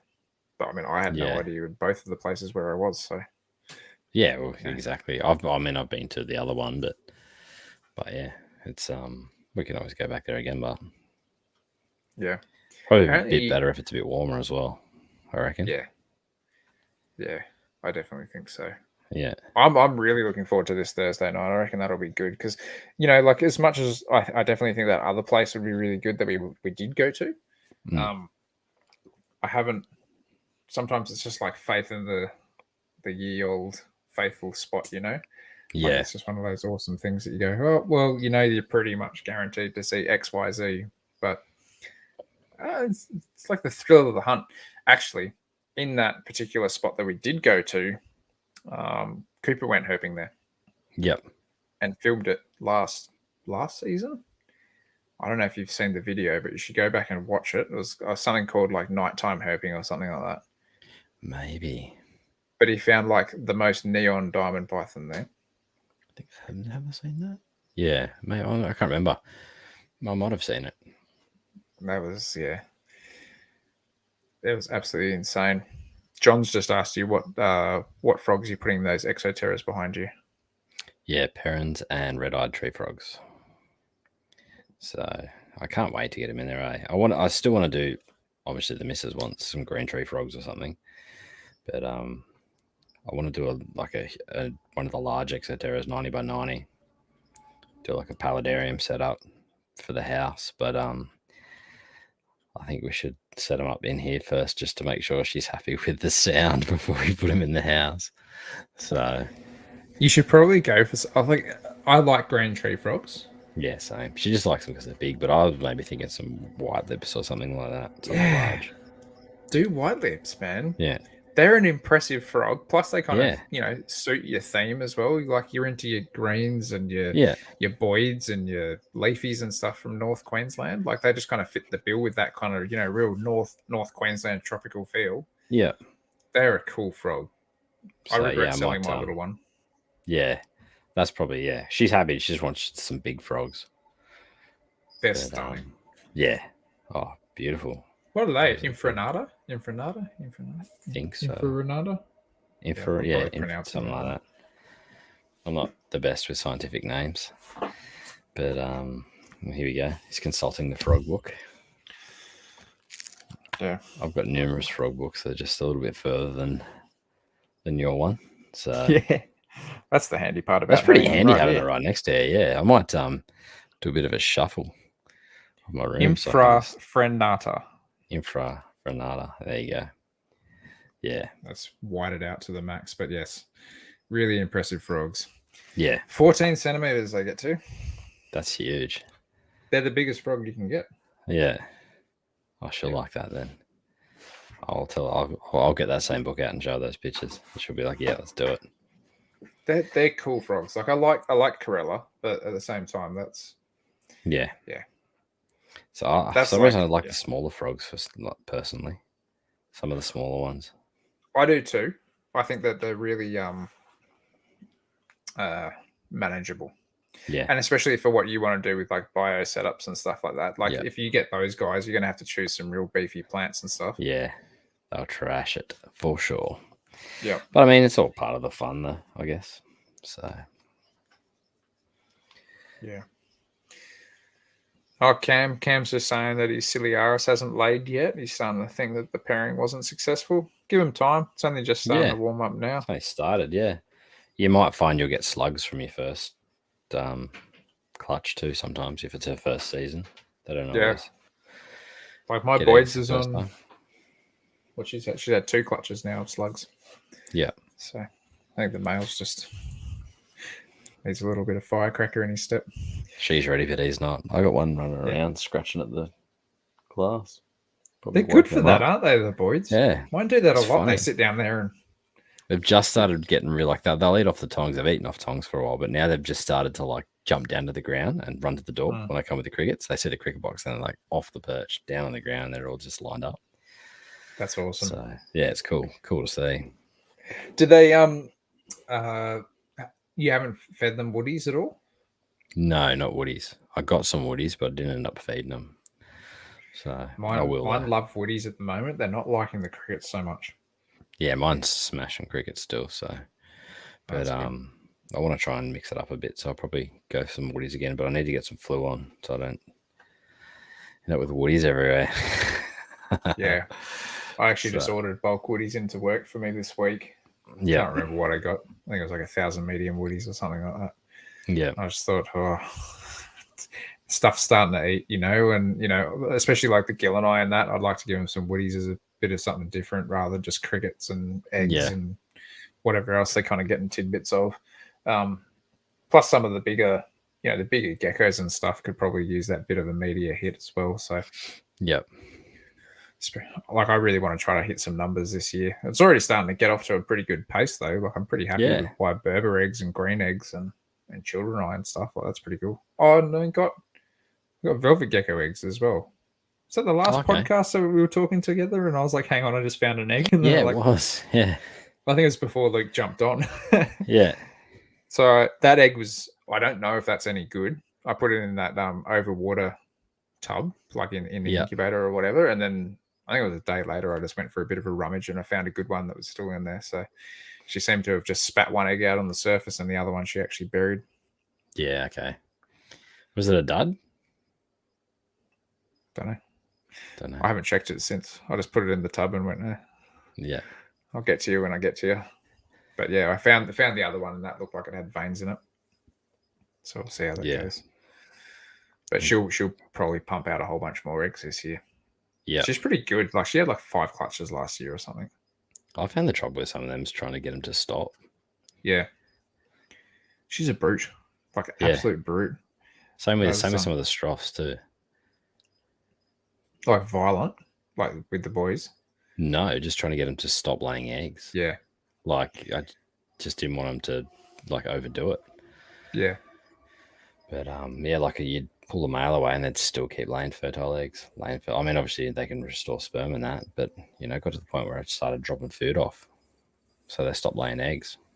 Yep. But my coop's saying, boys have the black soldier fly larvae in a bowl. I haven't tried that actually. Have you? I haven't for the boys, but I do plan to. Yeah. Actually, sorry, I have to highlight this comment above Coop's comment. Coop, 100%. I actually want to try that. So, EJ Holmes, that is the young guy that works with me, Elliot, and or Elderai. I call him Elderai because he's little gecko man. Anyway, so the guys, because I get the woodies and the crickets through work. I came in maybe 1 or 2 weeks ago. I don't remember, EJ, when it was. And I left my crickets there overnight because I wasn't staying here that particular night. And I didn't want them in the car and going through heat and cold and whatever else. So I thought I'd leave them at work. Came into work the next day and the zip tie on like the cloth bag or the pillowcase or whatever clearly wasn't done up too tight. Just turned on the staff room light and it was like 1,000 crickets all over the wall and everything. I'm like, I need to order another bag. Oh, that's gold. But yeah, they were everywhere, absolutely everywhere. And we were just like walking around the staff room like this, just eating all my boss's paperwork and all sorts, as crickets do. Yeah, the buggers are things for that. So yeah, that's why I need to keep this door closed whenever I'm not in here, because I don't want these books getting destroyed. Yeah, that's why I got on with the doors, but don't want me books getting chewed. But I'm onto my third shelf, I think, for books. I've still got one full shelf that's empty. Yep. See, I've got all the magazines as well. I've got a heap of magazines. I've got a heap of the scales and tails. Yep, I think I only need about 4 issues of that, and I've got the whole set, I believe. This is only like a quarter of what I've got here, but yep, I need to read these more. Hey, look at that. Yeah, Craziness. Awesome. I need to actually sit down and read these books, magazines. There's some good articles in those ones, especially for green tree pythons.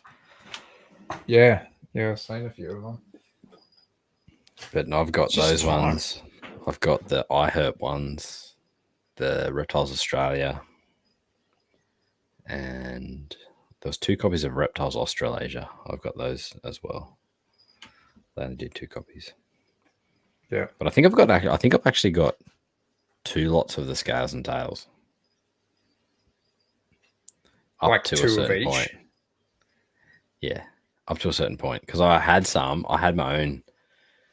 Like, I used to go to the newsagent and buy them when they came out every time, back when magazines used to be in newsagents. And then I was missing a bunch. So, because that's when I've kind of, what happened? I just stopped buying the magazines. I couldn't know. So it's right. My newsagent stopped getting them. So, it took ages. And then a bunch come up for sale. So I bought them, but there's still a couple I'm missing. So I've just got to try and track down those couple of issues. But I've got the whole Reptiles Australia as well, but I think I've got a couple of doubles of them as well. Solid collection then. Yeah, but and all the iHerps. I got 2 of all the iHerps. I think the one that I'm definitely going to target, probably more so than most at the moment, is the Jerry Swan books. No, is it Jerry? These ones above my head. Steve Wilson and Jerry Swan. Yeah, I want to nail down their range of books. I've got 3. So you've only got like 2 more to get? Well, yeah, that's why I want to nail that first, is because that's like an easy, and they should be reasonably accessible too. Yeah, and you can still find them a good book. Yeah, like they're a really solid book. Yeah, they're good. Good little field guides to take with you. Well, not according to Luke Youngans. But yeah, how's Spinageris? I want to get Spinageris. That's a gecko that I would do bad things for. I had they were cool actually. I really like the Spinageris. Yeah, they're a beautiful animal. Hey, that's right, Spinageris inornatus. That was the subspecies that I don't know if it is a true subspecies. When were we talking about that? Was that last Saturday night? Yeah. When we were walking, we talked so much. The subspecies. Kind of, yeah. That's what it was. But I don't know if it actually is or not. I don't. Yeah, I think people think it might be, or whether it's just they don't have as much stripe up the back or something along those lines from memory. Yeah. So they're a really cool gecko. I remember hitting up Rick a few months ago, and I'm like, come on, you've got to have some of these in your back pocket somewhere. And it's like, nah. I think he said he has got 2 girls, but he's got no male or something like that. Spinageris. Yeah. Yeah. So it's kind of lost in New South Wales there by the sounds of it. Because if he doesn't have Spinageris. Yeah. There was one guy that was selling some on Reptile Classifieds a few months back, but yeah, I don't know how legitimate it was. Yeah, okay. There quite a few people have them still. Really? Yeah. Or maybe not. Never seen them come up. Maybe they have them, they're just not having success breeding them. So, well, if you're out there and you happen to have Spinageris, I'd love to know if you have any available, because that is something that I will find money for. Quick, smart, and space. Maybe I'll work something out.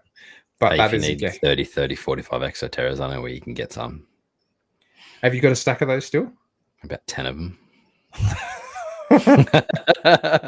So yeah, stack. You're actually, like where exoterras go to retire.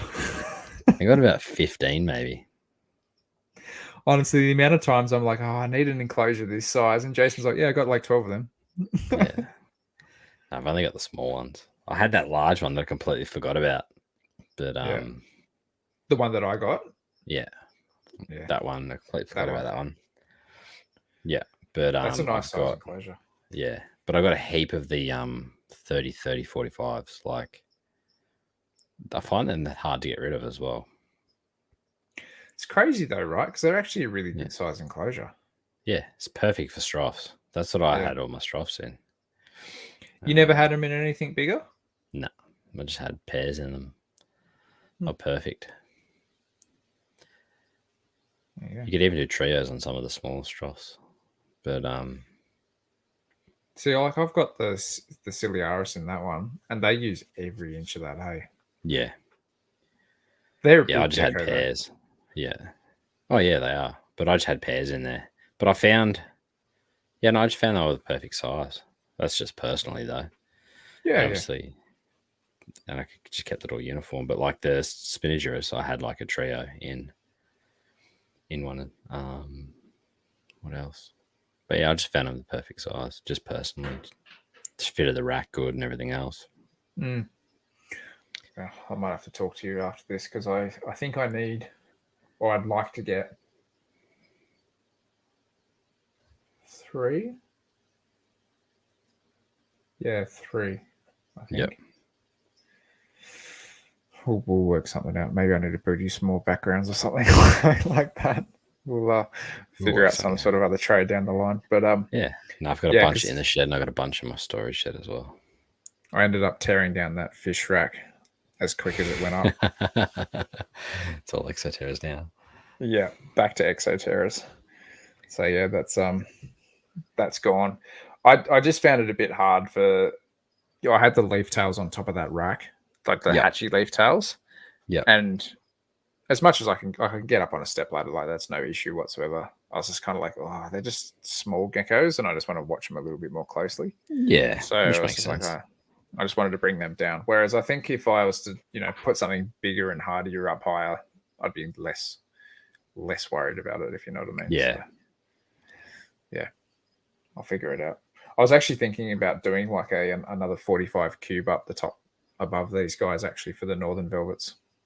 Just as something else there. A few questions popping over the other side.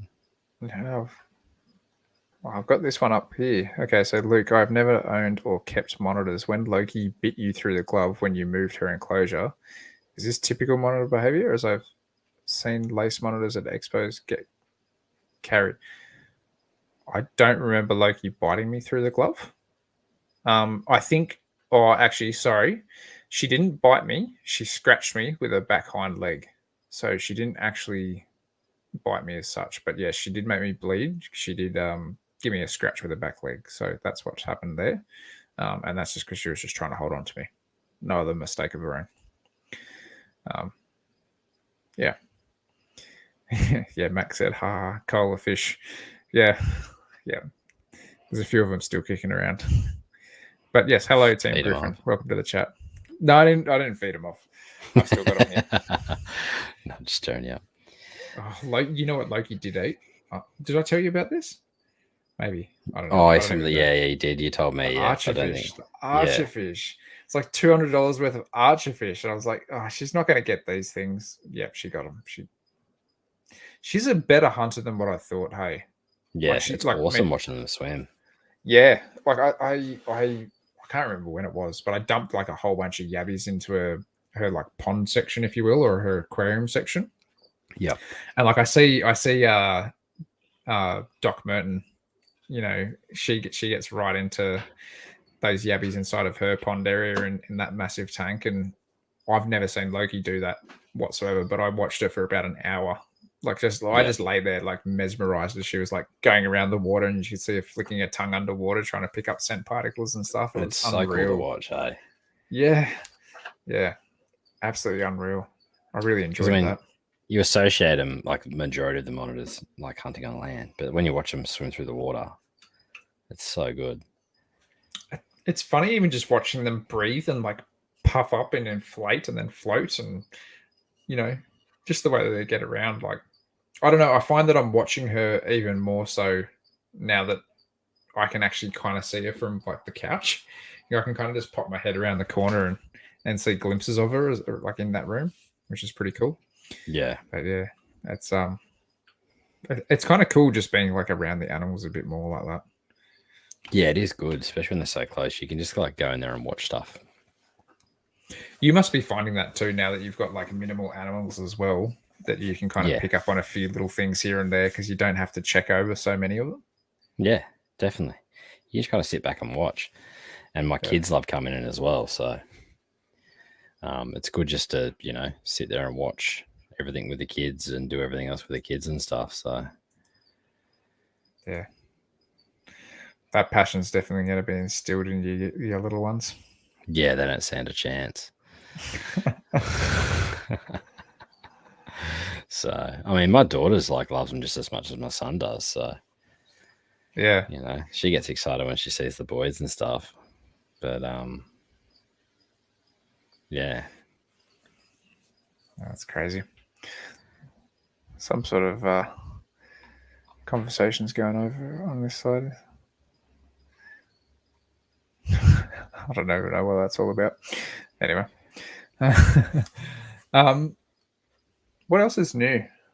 I'm really looking forward to having this Fimbria enclosure done. I'm actually pretty stoked on the rock work on it. I reckon that's going to be pretty cool once it's fully set up here. Something that I really want to nail on that enclosure is having that kind of like, when you look at like a photo of a Kimberley Gorge and you kind of have like that red rock face, but then it's kind of got like that dark gray or black, kind of like weathering on top of it. Yep. That's like exactly what I want to nail for this enclosure. That kind of like two-tone coloration. I think Matt does that quite well in his enclosures. Yeah, really well. Yeah. Really well. I love it. What were the ones he posted up recently? Were they for Felicipota? Yeah, that's right. Yeah. Same size enclosure as what I'm doing, 45, 45, 60. I think he might have had individuals in each one of those though. Yeah. Could be mistaken, but yeah, they're a good size. Yep. Alrighty, man. What do you reckon? We've been what are we at? Hour 45. 45. That's pretty good for a hangout session. You got anything else you want to touch on at all? No, man. No. Water's Reptile's asking if you'll be filming your herp trips this week. Yeah, if I find anything good, for sure, mate. Yeah, for sure. Especially to rub it in Jason's face because he's going to be missing out. 100%. I will miss out. I'll be getting pictures of front and center. Yep. Yeah. Well, I'm excited because I get to catch up with Mitch. So it's been a little while since I've seen Mitch. So should be seeing Mitch on Thursday night and potentially Coop on Friday night. So it'll be good to kind of see a few of the fellas and hang out and talk reptiles for a bit. Yeah, it'd be good. So it should be good fun. But yeah, we'll see how we go. I'll definitely, if I find anything worth filming, that sounds so stingy, but yes, if I find stuff that is worth filming, I'll definitely film some stuff. I'm excited. I'm excited to do that too. I enjoy doing that every year, just filming a few of the wild critters and stuff around the place. Yeah. Yeah. Stay tuned. Yeah, no. I just need to take more pictures. Get out and take some pictures. So I was taking photos of you taking photos. You didn't even know that, did you? No, mate. When you got one eye closed, one eye down the viewfinder, my hat sideways, my LED, the headlights hanging off the side of my head. This is Jason's my bag on my back. This is Jason's first laying on the ground photo. Probably on all fours. There we go, guys. He's taking a photo of a dead frog. That's right. I was trying to get the flash dial in. Yeah. Oh man, that was hilarious. I was like, hilarious. I might just work the flash up so it doesn't move away anyway. It actually worked pretty well because then after that I was pretty set. I just had to dial the white balance in because I forgot to do that. So what was that? That was one of the rocket frogs or something that we got the other night. Yeah. Yeah. Yeah. That came out for an alright photo. For a phone photo. On the tarmac. That's it. Alrighty, guys. Well, let's sign this off. Thank you guys all for joining in. This has been really cool, and it's been cool being able to talk to you guys a little bit as well and interact while filming one of these podcasts. Yeah, it's been a little bit new for us doing the live stream type thing. It's completely out of our wheelhouse. We've only just kind of let the other side of things. So what do you reckon? We reckon we'll do this again when it's kind of just you and me. We'll just have like a bit of a general catch up and stuff here and there and bring these guys on. Yeah, It's good though because they brought up some good points to talk about and stuff. So yeah, no, it's good. Gives us something to talk about. yeah, exactly. All right, guys, we would like to say a massive thank you to Eric and Owen and the rest of the MPR crew for having us. If you'd like to contact them, it's best to find them at morelianpythonradio.net and email them at info@moreliapythonradio.net. As far as contacting us in our social media platforms, you can email us at australianherpetoculture@gmail.com. You can also find us on Facebook and Instagram as well. Make sure to check us out on our Teespring store for podcast merch. The link is on the Facebook page. To see more of what Jason is doing, make sure to follow him at Facebook and Instagram at The Gecko Effect. For myself, you can find me pretty much everywhere at Beach of Scaly Beasts. And yeah, guys, we hope to have you back next week for another episode of the Australian Herpetoculture Podcast. Good night. Good night.